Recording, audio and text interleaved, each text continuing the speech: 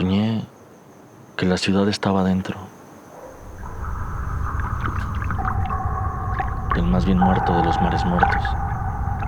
Era una madrugada del invierno y lloviznaban gotas de silencio. No más señal viviente que los ecos de una llamada a misa en el misterio de una capilla oceánica a lo lejos. De súbito me sales al encuentro, resucitada y con tus guantes negros.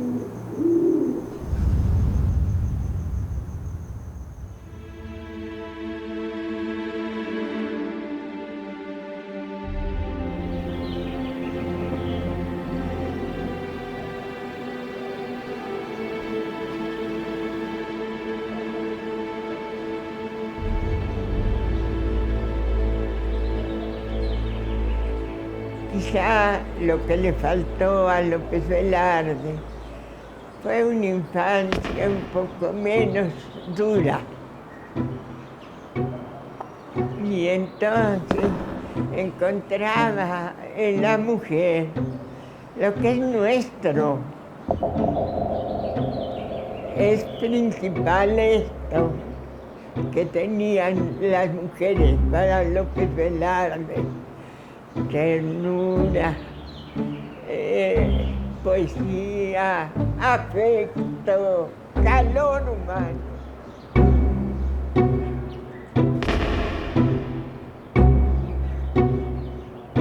¿Qué es lo que busca un niño? Un amor. El primer amor de un niño es el amor de la madre. Después va creciendo, va necesitando otro tipo de amor. Entonces se idealiza, muy probablemente, con Josefa de los Ríos. Yo creo que su infancia lo marcó por la religiosidad que había en su casa, por la formación de su padre. Recordemos que la figura del padre, si bien no aparece mucho en la poesía del poeta, sí lo marcó. Guardó luto cuando su padre murió, guardó luto hasta su muerte, se vestía de negro siempre. Y yo creo que la vida concentrada en el pueblo, desde su infancia, ya había en él este erotismo que existe en los niños. Ve a su prima Águeda, que es mayor, y la ve ya con algo de erotismo, si leemos el poema de la prima Águeda, con fascinación y con cierto deseo.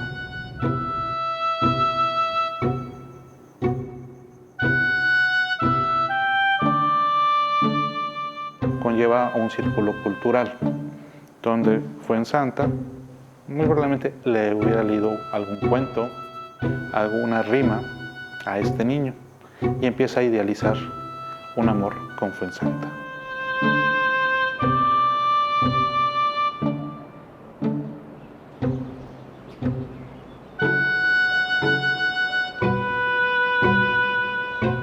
Bueno, él siempre destacó por esa maravillosa imaginación e inteligencia temprana, ¿no?, para sorprender el lenguaje, ¿no? Él nació poeta.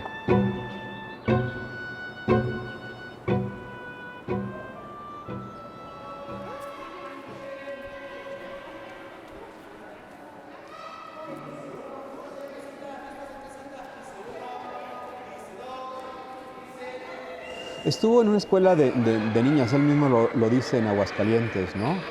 Una escuela con muy pocos niños, muchas niñas y maestras, ¿no? Entonces el gineceo también es un elemento fundacional, ¿no?, en ese espíritu, en la formación de ese carácter, de ese temperamento que tendrá Ramón López Velarde, y que lo hará conquistar amistades. No hay evidencia. Lo que sí es que su papá crea el Colegio Morelos y en este lugar él está. Y el Colegio Morelos era una escuela para niños. Acordemos también que no podía estar en colegio de niñas, porque había esa separación en épocas porfirianas, donde no había escuelas mixtas. Simplemente era colegio de niños o colegio de niñas. Bueno, es un dato que yo he leído, no sé en realidad si es cierto, pero yo he leído que le causó mucho enojo a López Velarde que lo hubieran puesto en esta escuela para niñas. Pero si no fue cierto, como dicen, si non è vero even trovato, te lo puedes imaginar al niño, a Ramón López Velarde, enfrente de todas las vírgenes del pueblo, estando entre todas las vírgenes, rodeado de niñas. Y yo creo que se corresponde muy bien con la imaginería, con la visión de López Velarde, ¿no? Frente a él, entre todas las mujeres, no bendito entre todas las mujeres, sino deseoso entre todas las mujeres, ¿no?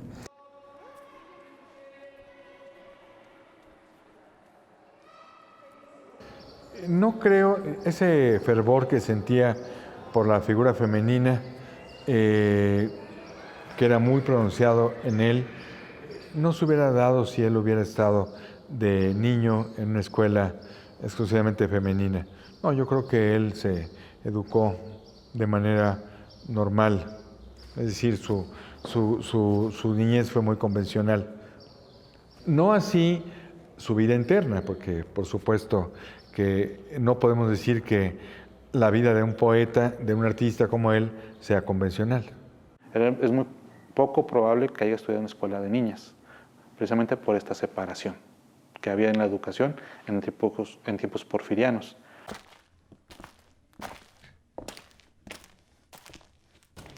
Hay una serie de preguntas que nacen de si era un ser enigmático, la muerte joven, el ambiguo título inmediato de poeta nacional. Me parece que esos 100 años deben ser suficientes para entenderlo de otra manera y para verlo en su dimensión real.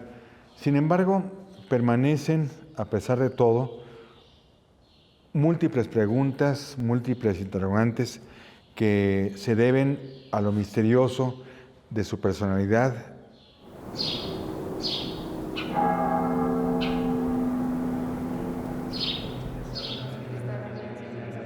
Él era un poeta católico, pero como tantos católicos, pues también se consideraba un pecador, alguien que había pasado por la transgresión, conocía la tentación y a veces sucumbía a ella.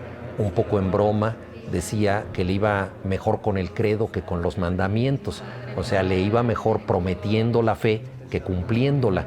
Y yo creo que esas características, esas tensiones espirituales entre alguien que celebra la belleza, el cuerpo de la mujer, al mismo tiempo considera que es complicado establecer una relación en donde se una el deseo con la espiritualidad, todo eso le da a su poesía una carga muy, muy particular.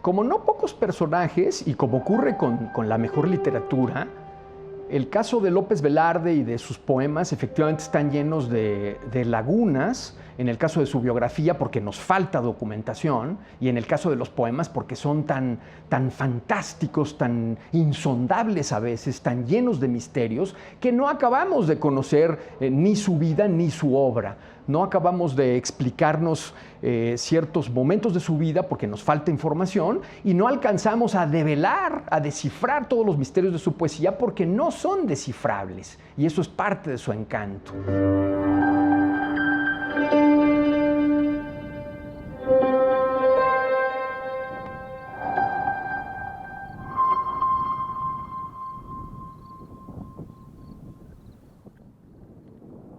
Yo creo que es también el gran poeta de la provincia mexicana. Y sobre todo pienso en cierta provincia. Él nació en la ciudad de Jerez y conoció, por supuesto, la ciudad de Zacatecas, pero vivió también en San Luis Potosí y en Aguascalientes. Entonces son ciudades cercanas, es un triángulo en el centro del país muy significativo y creo que retrata perfectamente esa vida que la gente de mi generación o más joven no ha vivido, pero que a través de la poesía de López Velarde podemos tener un atisbo de esa vida. La provincia, que creo yo que viví en provincia en mi infancia, que es fuente de todo lo que verdaderamente somos como personas y como mexicanos. Es una forma de que uno no crezca como la hierba del campo. Y además en Zacatecas, como no llueve, no es tan fácil la hierba del campo.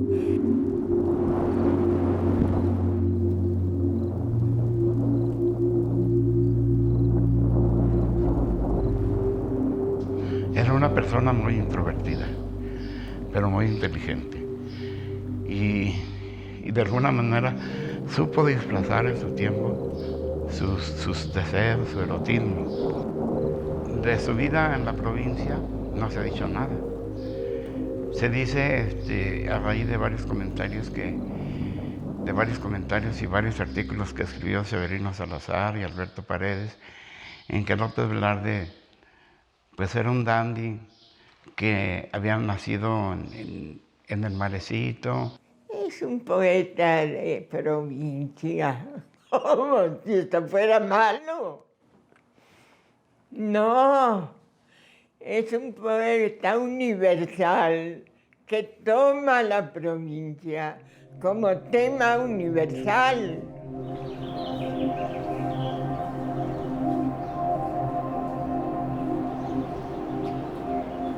También tenemos que López Velarde conoció a varios poetas y con varios se enemistó. Y también tenía sus detractores, que cuando saca su libro La sangre devota, sus detractores le decían la sangre rebota.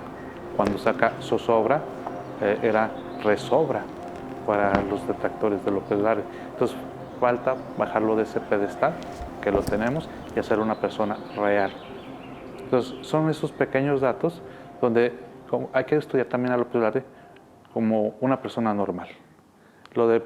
Está en el pedestal de la patria, en la rotonda de los hombres ilustres de la Ciudad de México, el máximo pedestal. Eso no cabe duda. Su trabajo, intachable. Ahora hay que verlo como una persona normal, cosa que no se ha hecho en estos 100 años. Y yo lo pondero mucho como un hombre normal, un hombre de día a día, cotidiano, ¿no? Que asumió todo, no dejó que la zozobra lo montara, sino él montó a la zozobra y se desquitó haciendo obra poética.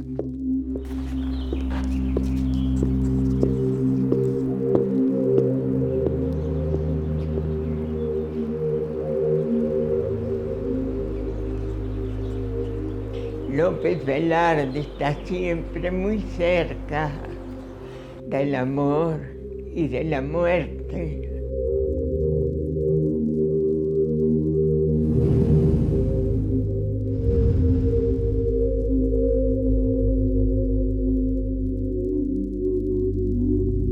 López Velarde asumió la dualidad que lo habitaba. Siempre está presente en su poesía una lucidez por medio de la cual puede ver aquello que fue su destino, su sino, y que no podía desecharlo.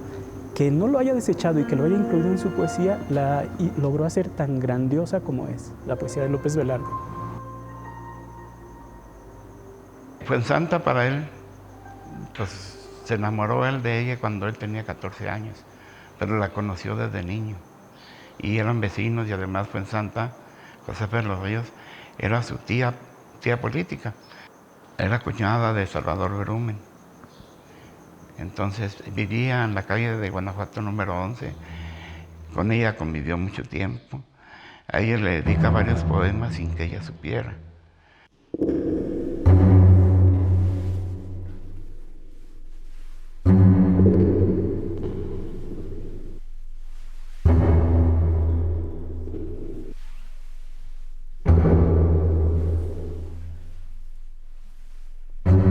Él lo que quería era el amor imposible, el amor que no se podía realizar.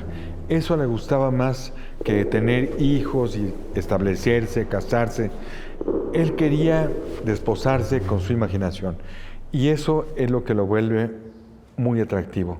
Como él decía, vivir la formidable vida de todos y de todas. Eso es lo que hace un gran artista y eso es lo que hace López Velarde.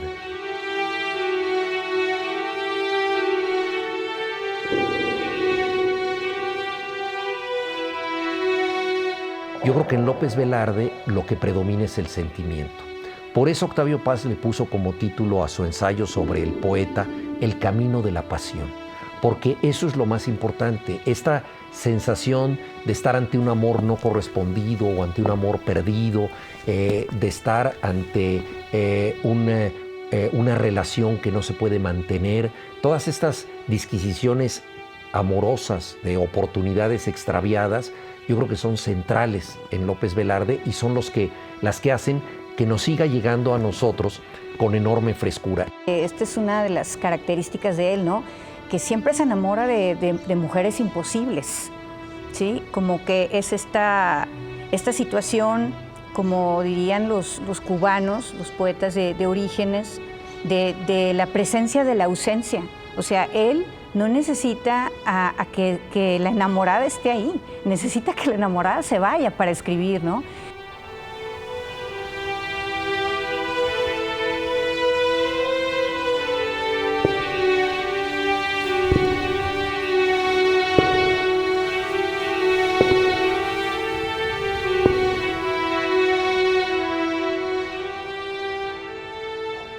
Sí, yo creo que para entender la figura de Fuensanta debemos recurrir como a la pluralidad de la obra de López Velarde y cómo Fuensanta va tomando distintos aspectos, distintas aproximaciones, pero siempre es la misma.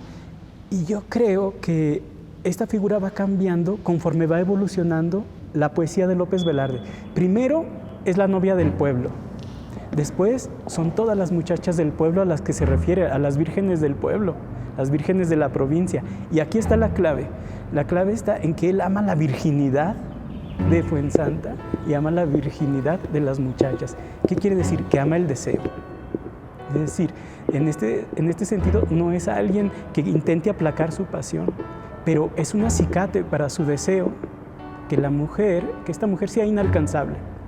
Yo creo que el momento en el que se libera de esta ansiedad, que es muy productiva, es una ansiedad fecunda, la del deseo es una ansiedad fecunda.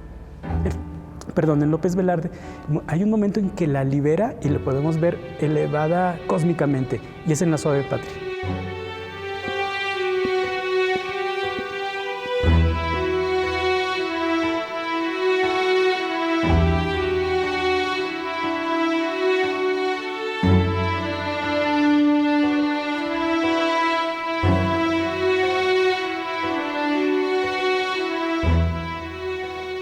Hay dos errores en mi vida. El primero, haberte amado. El segundo, querer olvidarte. Y de ahí podemos entender a López Velarde. ¿Qué quiere asesinar? ¿Qué quiere matar? Ese amor. Lamentablemente, ese amor no murió. Queda incoluble, pero la persona física sí muere. Pero también empieza a cambiar ese amor por la dama de la capital, Margarita Quijano.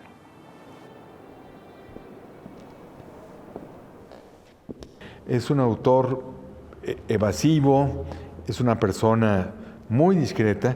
De hecho, su vida amorosa, a la cual nos asomamos impúdicamente, él la guardó con mucho celo. No sabemos gran cosa de su amor por la dama de la capital, por Margarita Quijano. Lo que sí sabemos es que él tenía por ella una pasión exacerbada.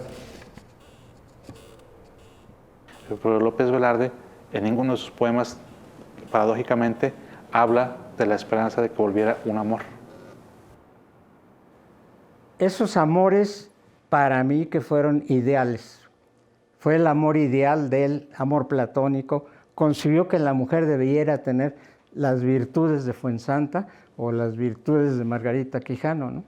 Aquí paradójicamente tenemos que López Velarde le pide matrimonio a Margarita Quijano y después le pide matrimonio a Fe Hermosillo, y con ninguna de las dos se casó.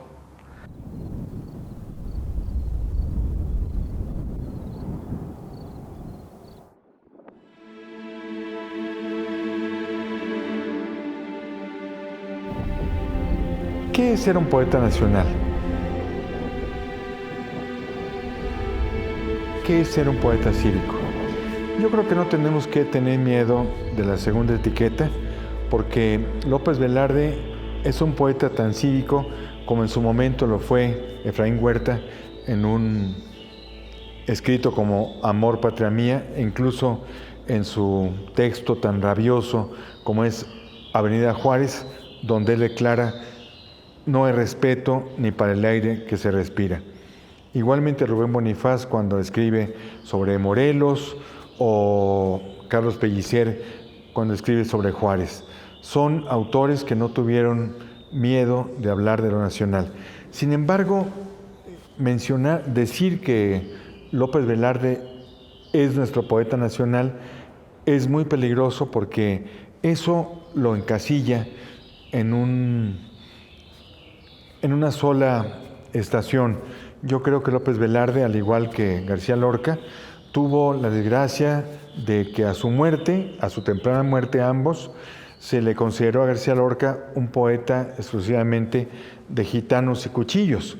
Igualmente a López Velarde se le consideró el autor de La Suave Patria. La etiqueta del poeta nacional decía otro poeta muy querido, Hugo Gutiérrez Vega, decía que era un piropo envenenado, decía, es el peor piropo que le pueden dar a López Velarde, porque se le encasilla. López Velarde es un falso poeta nacional, porque él nunca pretendió serlo. Antes de escribir La Suave Patria, escribió un texto en prosa que de alguna manera puede ser visto como el borrador teórico de su gran poema, que se llama Novedad de la Patria. Y ahí él llama a hacer una evocación de nuestro país que sea mucho más íntima, próxima y genuina, y no una evocación demagógica, bombástica, prosopopéyica, que es la que muchas veces se hace en los actos públicos. Entonces, desde Novedad de la Patria hasta La Suave Patria, él busca este contacto íntimo con el sentido de pertenencia. Lo que pasa es que esa etiqueta es muy equívoca. ¿Quién sabe qué se querrá decir? López Velarde no era precisamente afín al régimen que terminó encumbrándolo. Finalmente Álvaro Obregón asesinó al último político en el que López Velarde tuvo fe, que fue Venustiano Carranza, así como la propia revolución había asesinado a su primer héroe político, que fue Madero. Así que bueno, fue llamado poeta nacional porque sirvió así a la ideología dominante. Pero en realidad La Suave Patria es un poema, desde luego que no diré que marginal, es un poema por supuesto que central dentro de la poesía de López Velarde, pero al mismo tiempo es bastante excepcional. López Velarde es básicamente un poeta de la intimidad, no del grupo, no de la tribu, no, mucho menos con intereses ideológicos políticos. Así que sí, quizás sería bueno tratar de o explicarse la frase poeta nacional o tratar de desecharla del todo.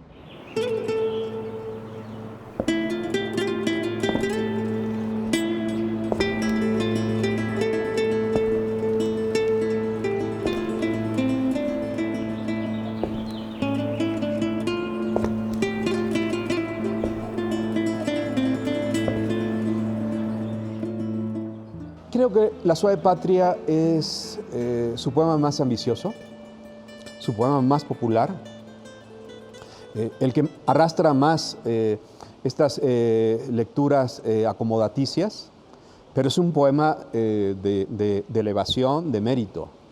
No es su mejor poema. Creo que la obra de Ramón López Velarde, muy especialmente los poemas reunidos en Zozobra. Zozobra es el gran libro de Ramón López Velarde. Es la gran pieza lírica de la poesía mexicana. Yo creo que La Suave Patria representa un malentendido, pero por supuesto es un malentendido fecundo, porque gracias a que fue visto como el cantor heroico, patriotero, si se quiere, incluso del país, se le leyó mucho más. Pero yo creo que un lector riguroso entiende que él en modo alguno quiso ser el cantor oficial de la patria. Más bien, él lo que hizo fue demostrarnos que tenía un sentido muy personal de pertenecer a este país. Mire, esto de denominarlo poeta nacional es inexacto, porque López Velarde más que nada fue poeta. Y la Suave Patria la compuso, como lo dice él mismo en su premio, ¿no? Se la debía a la Suave Patria, digo a la patria, que él quería tanto, ¿no?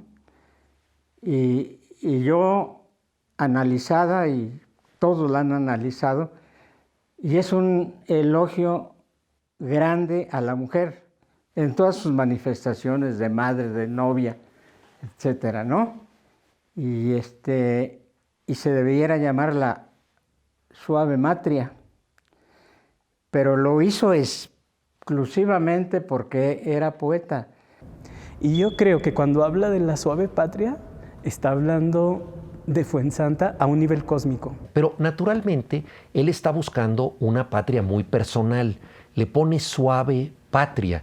Y podríamos decir que se trata de una matria, es una patria muy femenina que él evoca entrañablemente. Y él no propone que el país responda a estas características, sino es la que él ha entendido como su patria.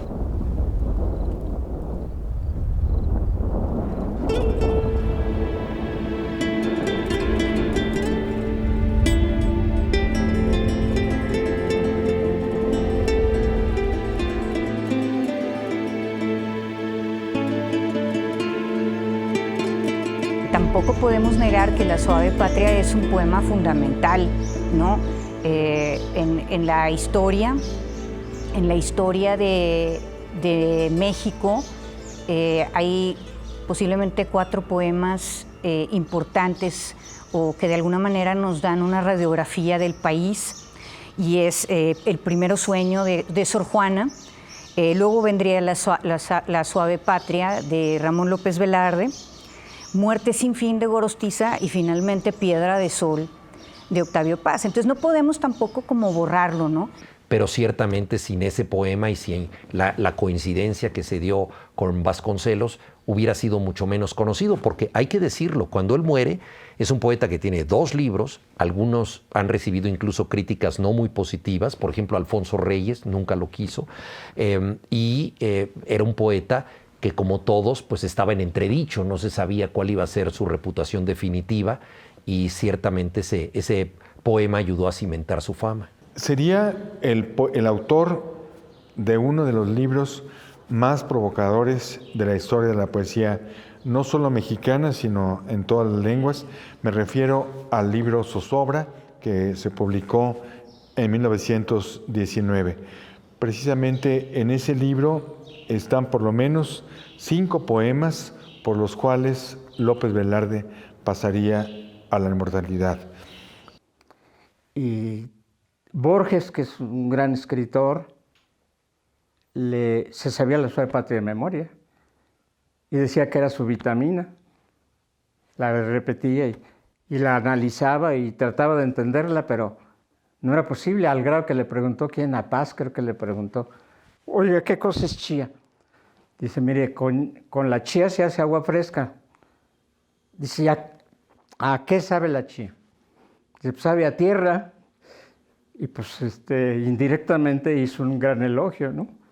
Porque es un elogio a la tierra mexicana. La Suave Patria fue el remate brillantísimo de una obra extraordinaria. No podríamos concebir la obra de López Velarde sin La Suave Patria. Pero aún si no hubiera escrito ese poema, firmado un par de meses antes de su muerte, en abril de 1921, tendríamos a un grandísimo poeta. Quizás seguiría siendo nuestro poeta preferido, aún si no hubiera escrito La Suave Patria. Hay que considerar que Zozobra, su libro de 1919, publicado 2 años antes de su muerte, es una de las máximas cumbres de la poesía mexicana del siglo XX. Creo que no somos pocos los que pensamos que es el mejor libro de poesía del siglo XX en México, y es un libro escrito y firmado y publicado por lo menos un par de años antes de la escritura de La Suave Patria.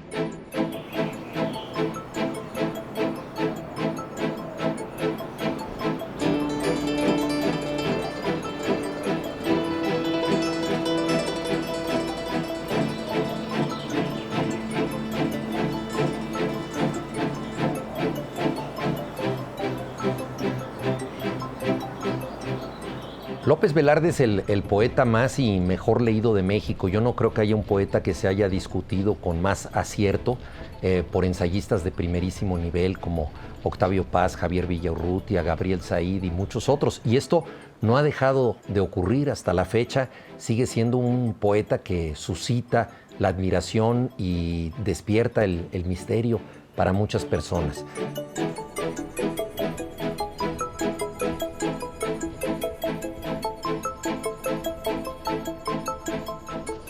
Ramón López Velarde es una figura protagónica de su tiempo y es pues una estrella de la poesía no solamente mexicana. Creo que la próxima centuria habrá de redimensionar el legado literario, poético y prosístico del poeta zacatecano. López Velarde fue ejemplar. Siempre manifestó y supo la grandeza que tenía, aunque José Emilio Pacheco, que fue distinguido integrante de este Colegio Nacional, dice que murió sin saber que era López Velarde. Estoy de acuerdo, pero también tenía plena conciencia de su talento. El propio Carlos Ulises dice que hemos tratado a López Velarde como un clásico en términos de cultura, en términos incluso de mitología nacional, pero no le hemos dado la calidad de clásico desde la perspectiva editorial. Y es algo que nuestra generación le debe a López Velarde. Entonces creo que cada generación tiene sus críticos y que una figura así no va a dejar de estar en la mesa, ¿no?, para discutirse. Y no me parece mal. Porque eso va a hacer que las nuevas generaciones lo conozcan y se cuestionan y digan, no, ¿saben qué? O sea, lo que ustedes estaban diciendo creo que no va por ahí, porque ahora se descubrió que había un diario guardado en no sé dónde. Y sí, o sea, creo que está bien porque eso hace que se mantenga vivo y que la gente, las nuevas generaciones sigan conociéndolo y descubriéndolo, ¿no? Porque la biografía de un escritor o de cualquier personaje es su obra. Y la biografía de López Velarde pues es su obra, ¿no?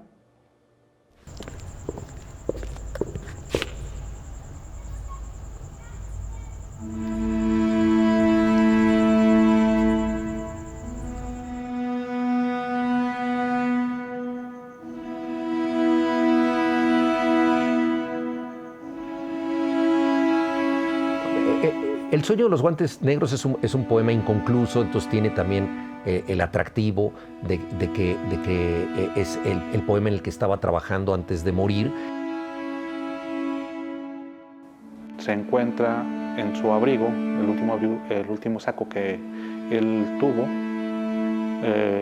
tuvo puesto, que dejó en una silla, sacan y está el poema El sueño de los guantes negros, inconcluso, faltándole los sustantivos.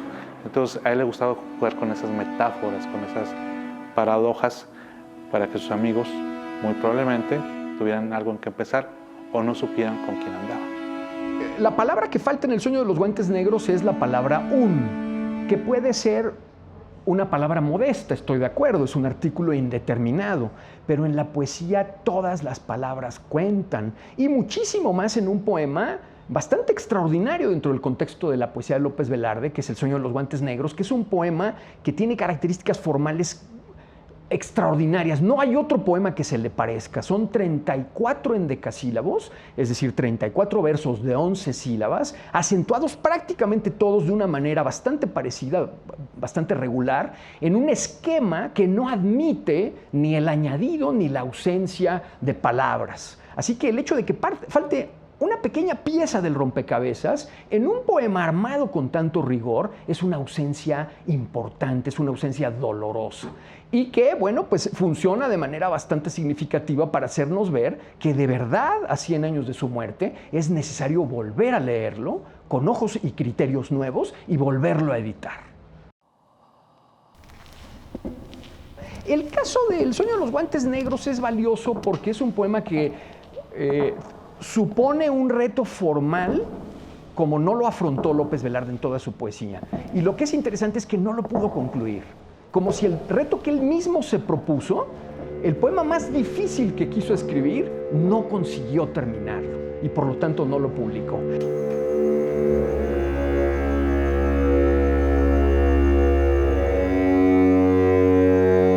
Quizás sea una predicción a su muerte. Es bastante oscuro ese poema. Yo no me atrevería a decir qué significa, pero sin significar algo patente, yo lo leo y ¡ay! Me estremezco. Yo no sé, debe haber sido predicción de su muerte.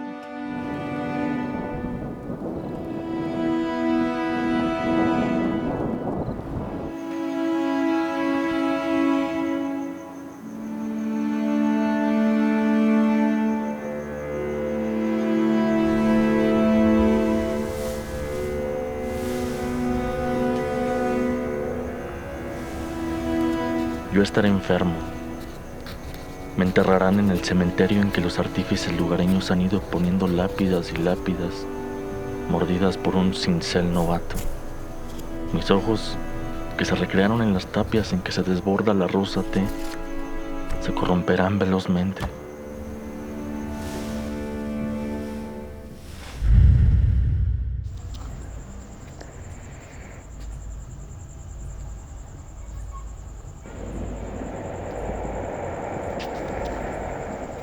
Nos habla en una prosa sobre la avenida Madero, pero la avenida Madero en aquella época era una avenida precisamente donde había mujeres galantes, meretrices. Pero casi fue un suicidio el de él, ¿eh? Porque un individuo tan corpulento y físicamente tan bien dotado y con el auxilio de su hermano médico y de su íntimo amigo Pedro de Alba, pues no podía morir de una gripe, ¿no? Y él lo dice en la prosa La Flor Punitiva, que se la dedica al doctor Mario Torroella, hace un elogio. Dice que merecen un diploma los que contraen una enfermedad venérea. Y él lo sentía como un timbre, ¿no? Ramón López Velarde, y ahí quizá los críticos pueden echar en cara cierto cinismo de Ramón López Velarde para hablar, y no solamente en un texto, me refiero a La Flor Punitiva, en otros refiere su gusto, su debilidad por el amor cortesano, por la visita a las casas de citas y por haber contraído enfermedades venéreas, ¿no? Lo dice el propio López Velarde, ¿no? No es que lenguas mal intencionadas refieran esto, ¿no? Pues eso no se ha podido demostrar. Puede ser, lo confiesa en La Flor Punitiva, que pudo haber tenido esta enfermedad venérea que precipitó su muerte, pero sí lo cierto es que él murió de pulmonía y pleuresía. Así lo dice el certificado de defunción y así lo dicen los testimonios de quienes lo vieron morir. Jesús B. González, su madre, Jesús López Velarde, que era médico.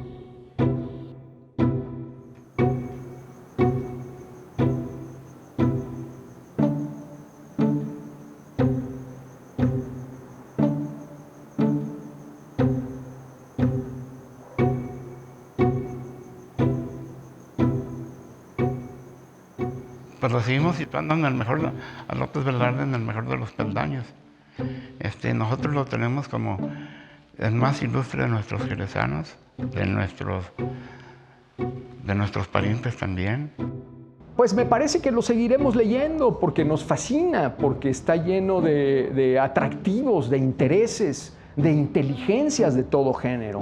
Es un escritor extraordinariamente inteligente por lo que dice, y eso lo vemos en sus poemas en prosa y en sus crónicas, pero también en sus poemas, y sobre todo es un extraordinario poeta en el sentido de que su lenguaje alcanza unas cotas de expresividad y de belleza únicas dentro del marco de la poesía mexicana. Sigue siendo nuestro contemporáneo y conversamos con él todos los días, y cada fragmento suyo leído debe proporcionarnos una nueva sorpresa. Si no, no existe.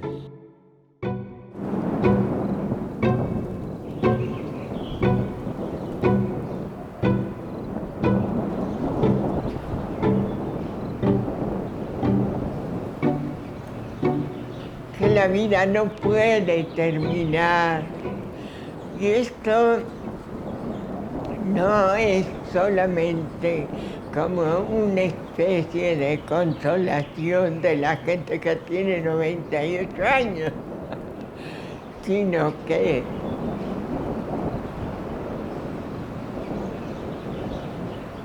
entendiendo un poco más a fondo de lo que es la vida y cómo es, uno sabe que la vida es perdurable. Es una maravilla que no puede terminar en porque yo ya me morí. Pues eso ya yo. La vida sigue. Y no sigue para un término. Sigue quién sabe para dónde. Pero sigue.